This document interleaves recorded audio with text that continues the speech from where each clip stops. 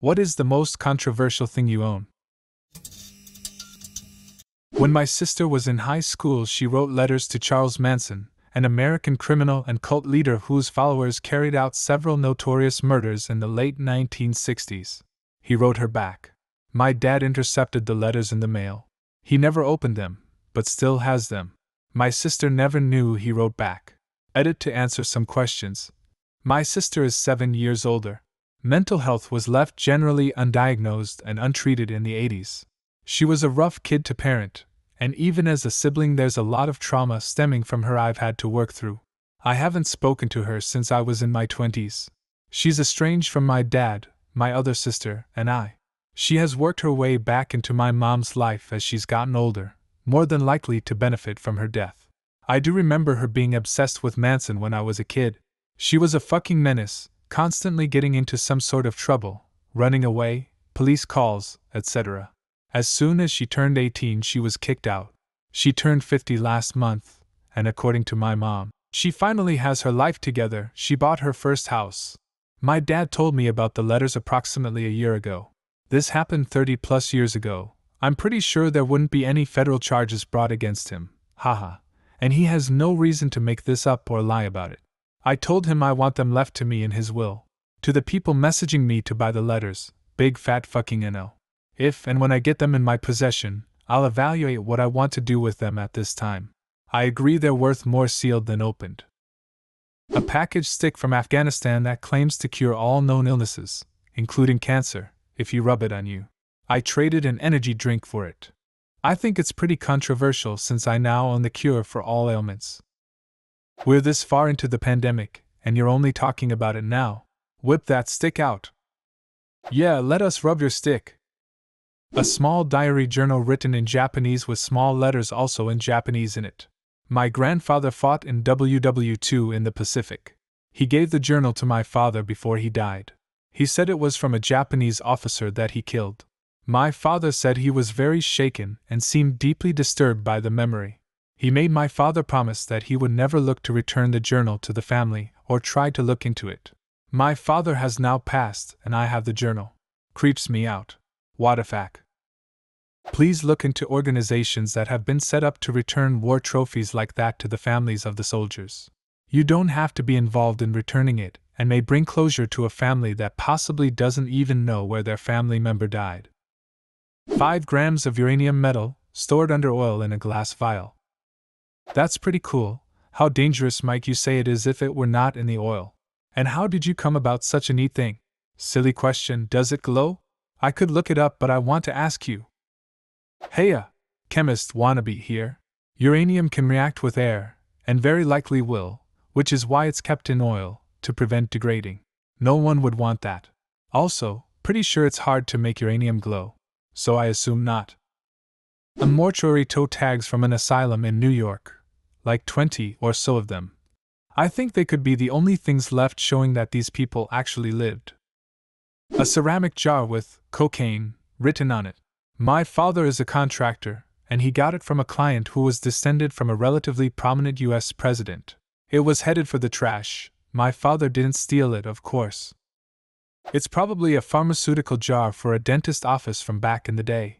Cocaine was commonly used as an anesthetic, and came in ceramic jars like that. My family owns a petrified walrus penis. My grandmother took it to get it identified at the Smithsonian several decades ago. Apparently her grandfather, or maybe it was her great-grandfather, brought it home after he spent several years on some type of expedition up around northern Alaska and points north. It has been loaned out to several museums at different times. The family has talked about selling it, but everyone has to agree, and so far there is no agreement about selling it. So I own 1/67th of a petrified walrus penis. 9-inch angle grinder from Harbor Freight. Jesus Christ. Do you have a good life insurance policy? Had a guy at work have the wheel come off of one and fly across his crotch. He said, "Thank God I've got a small dick." As a joke, I told my mom I wanted my dog's testicles in a jar after we had him neutered. She took it seriously, and now I have had my dog's balls in a jar for almost a decade. Did you at least let him lick the jar every now and then for old time's sake? Now that I think about it, he does give them a certain look sometimes. My great-grandpa was a medic in WW2 and we own a little chest with his personal belongings, including his diary, some old bandages, and 3 vials of 1940s morphine. A Nazi SS officer's dagger and a Hitler's Youth Ceremony bayonet. A friend gave them to me days before he died of cancer. They belonged to his dad. As in his dad was a Nazi? Possibly, or maybe even probably. My friend never spoke much about his dad other than his parents were German and Polish respectively, and they immigrated to the US by way of Brazil in the 50s. I have my grandfather's Hitler Youth knife. He was 12 when the war ended, but he spent the last year or so of the war on a U-boat basically as an assistant. Edit. My grandfather was taken to a camp after the war ended for re-education and denazification.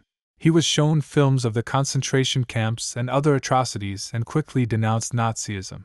He met my grandmother in Germany, and they immigrated to the US in the 1950s and raised a family. Once I reached adulthood, I became kind of a history buff and began asking him about his experiences. He told me some stories and gave me the knife. I keep it now as a historical artifact that I have a direction to. How many people can say that? And as a reminder that good people can be made to do horrible things. He understood all too well that he was a victim on the Nazis and that he should do all he could to stop and prevent racism and authoritarianism in all its forms. Thank you all for the kind comments, and not just jumping on me for admitting I have Nazi paraphernalia. At 12 years old. Different time. We have Nazi binoculars. But we also have a German bunker behind our house. It happens when you live in a formerly occupied area. Not me, my parents growing up. They had an actual elephant foot turned into a table. Like an actual foot cut from an elephant and taxidermied made into an end table. Had a glass tabletop. You could feel the thin hairs on it. Fucking haunted my dreams, man. My wedding ring, according to my mother-in-law. An uncut DVD of Caligula. I am not sure if it is still banned or not. I have an old Iraqi bill with Saddam Hussein's face on it. It's worth about 17 cents according to Google. People bought a bunch of Iraqi money after he was gone thinking it would be worth money one day.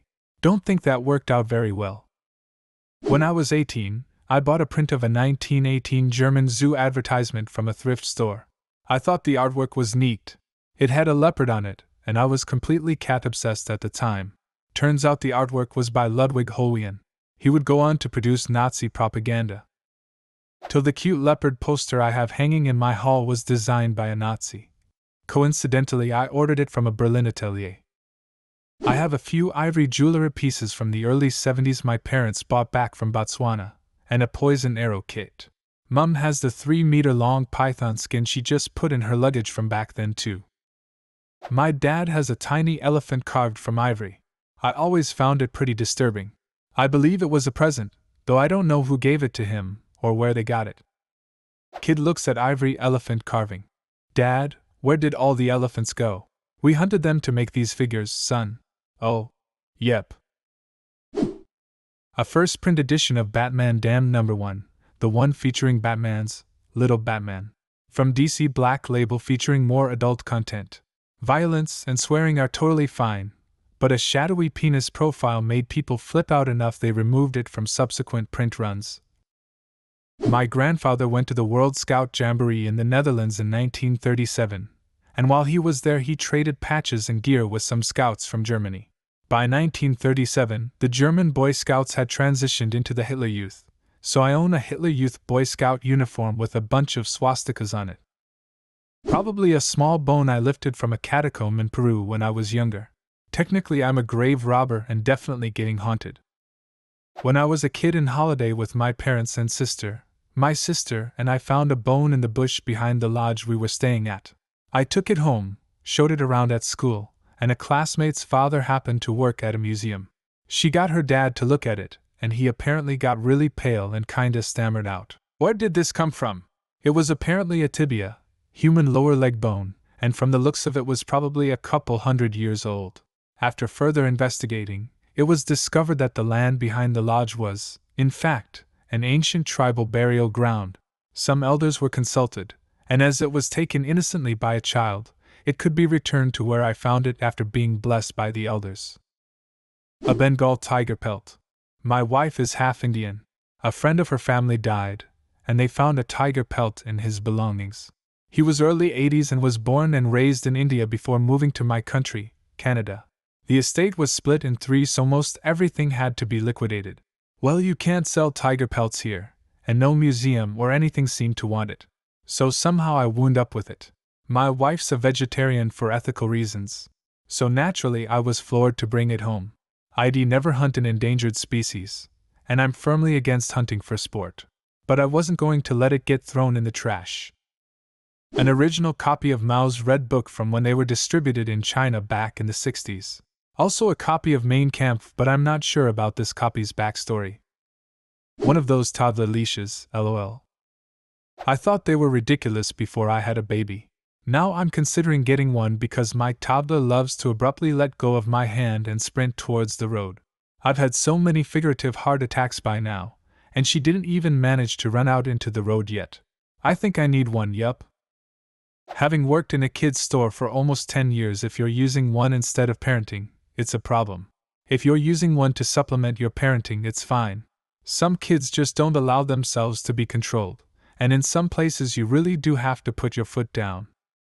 What is the most controversial thing you own? Leave a comment, and subscribe to the channel if you want to see more videos like this one.